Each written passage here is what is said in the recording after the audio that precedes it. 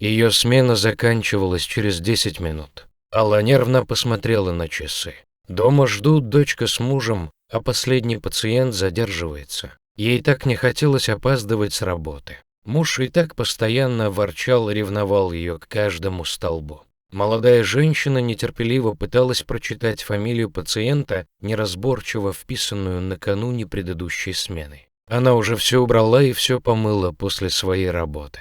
Раковина блестела, использованные иголки, шприцы, бинтики, ватки, пластыри собраны в большие черные пакеты для мусора. Остался только последний пациент, и он опаздывал. Алла с досадой посмотрела на дверь, засунула руку в карман, достала оттуда ключи. Ровно в 6 она решила никого не ждать и закрыть кабинет. Сам виноват, а и за переработку все равно никто не заплатит. На улице уже почти стемнело. Одевалась она долго, все думала, что опаздывающий, может, все-таки еще приедет, но не случилось. Она закрыла фельдшерский пункт и решила по дороге домой зайти в магазин за продуктами. На улице уже начало смеркаться. Алла любила сумерки, и это было самое загадочное время суток. Единственный минус в их поселке, затерянном в лесу далеко от трассы, было совсем плохо с уличным освещением. Но на небе светила яркая луна, так что дорогу домой было видно хорошо.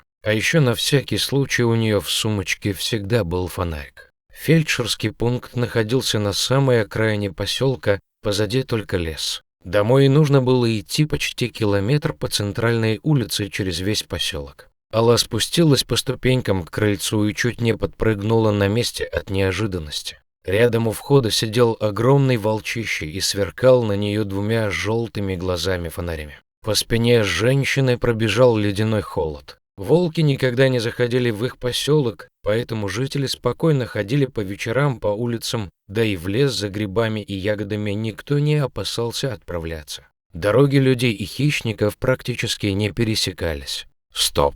Мелькнуло в голове у Аллы. Отец. Ее отец, который жил в деревне за лесом. Ведь он несколько лет назад подобрал в лесу волчонка, то ли раненого, то ли больного. Долго его лечил и выхаживал. Волк потом еще какое-то время с ним жил, но потом все-таки вернулся в родную для него стихию лес. А где же он сейчас? Волк между тем сидел неподвижно и наблюдал за женщиной. Алла вспомнила, что отец тогда при ней надел на шею своему питомцу зеленый кожаный ремешок. Это было чуть больше года назад. Может, это тот самый волк. Она потихоньку, чтобы не злить зверя, попыталась вытащить из сумки фонарик. Волк все так же не двигался, а только смотрел на нее каким-то странным взглядом. Ни злобы при этом, ни агрессии он не проявлял. Он как будто чего-то ждал. Алла посветила фонариком, и правда на шее у животного был тот самый ремешок зеленого цвета. Молодую женщину немного отпустила.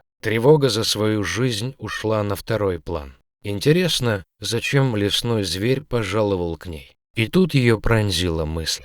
Отец. С ним что-то случилось, и волк пришел за помощью. Другого и быть не могло. Бежать домой и предупредить семью – это потеря времени.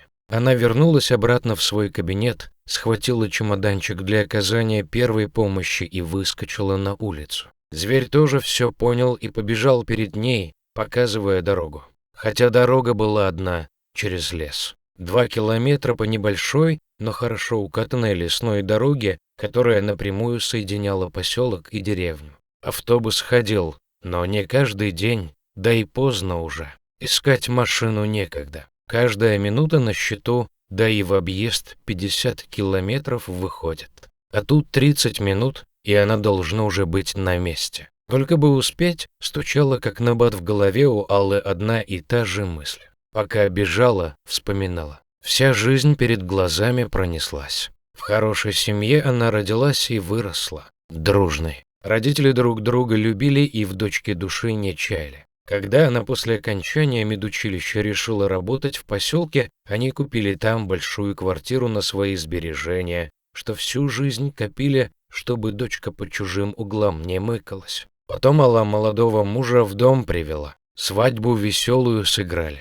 Вроде все хорошо сначала было, но потом заболела мама. Мама не стала как раз, когда Алла на 7-м месяце была. Тогда-то отец и запил сильно. Она его никогда таким не видела. Да он и не пил до этого так по праздникам, как и все в меру. Дома начался настоящий ад. В итоге, когда родилась дочка, Алла с мужем сильно поругалась из-за отца. Супруг что-то кричал типа «выбирай, или я, или он». Алла ничего не могла ответить и только как рыба беззвучно хватала ртом воздух. Отец все услышал. Утром, пока все спали, он собрал свои вещи и тихо уехал в деревню, в свой старый дом, который к тому времени уже изрядно обветшал и прохудился. Алла сперва не поняла, куда делся отец, но потом сообразила, что идти ему некуда, кроме как в деревню. Она отправилась за ним следом, оставив на мужа 3-месячную дочь. Она плакала и уговаривала его вернуться обратно. Но отец не хотел нарушать покой ее семьи своим присутствием. Сказал, что зимовать будет в родном доме, а дальше видно будет. Алла знала, что летом тут было хорошо, но на зиму все соседи разъезжались. Дорогу заметало снегом, вода в колодцах часто перемерзала. Дом тоже уже не был приспособлен к суровой зиме. Чтобы сохранять тепло, печь нужно было топить практически непрерывно, а так и дров не напасешься. Ну, а с водой как же? Не унималась дочь. Снега натоплю, снега его полно, чистый он тут, далеко от города, ведь, отвечал ей отец. Папа, а пьешь-то ты зачем? Али было жаль старика, но как убедить его вернуться домой она не знала. Не буду я больше, Аллочка, не буду, обещал старик, не глядя на нее. Знаю, плохо это. Так сгрустнулось мне после смерти твоей матери, что жизнь мне в радость стала, царствие ей небесное. Вот и тоска напала. Но я не буду больше,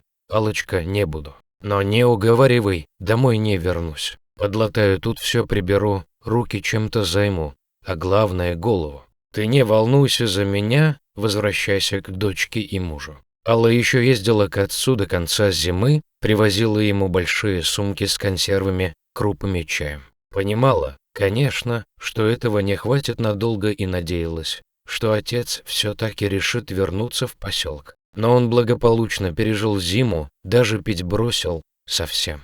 А весной нашел вот этого самого волчонка, который стал ему другом, а сейчас и спасителем. Именно из-за него он опять отказался возвращаться в поселок. Господи, только бы успеть. В доме было холодно, отца она заметила не сразу. Он лежал на узком диванчике под горкой из одеял и стареньких курток и кофт. Папа живой, слава богу.